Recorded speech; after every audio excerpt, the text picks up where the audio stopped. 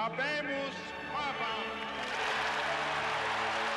eminentissimum ac reverendissimum Dominum Albinum,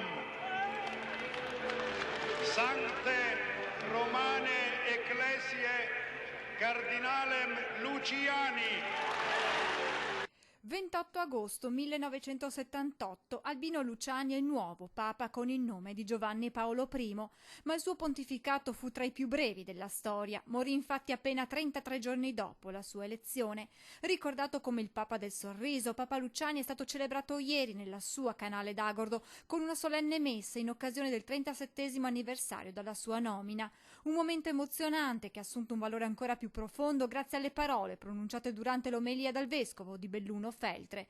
Monsignor Andrich infatti ha annunciato che il processo che precede la beatificazione, la cosiddetta posizio di Papa Luciani, è ormai conclusa. Una notizia che fa sperare i molti fedeli che ieri erano presenti a Canale d'Agordo, tra loro anche il sindaco di Conegliano, Floriano Zambon. Credo che tutti quanti dovremmo cercare di fare in modo che la nostra presenza, la nostra vicinanza, il nostro sostegno contribuisca a raggiungere l'obiettivo che è quello della beatificazione, che penso che Monsignor Luciani si meriti.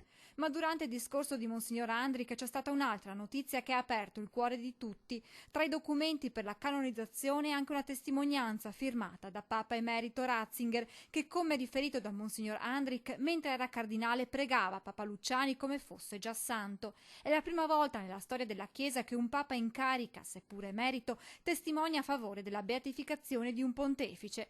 Un importante tassello in più verso il processo finale per la canonizzazione di Papa Giovanni Paolo I, che i suoi concittadini di Canale d'Agordo sperano di poter celebrare quanto prima.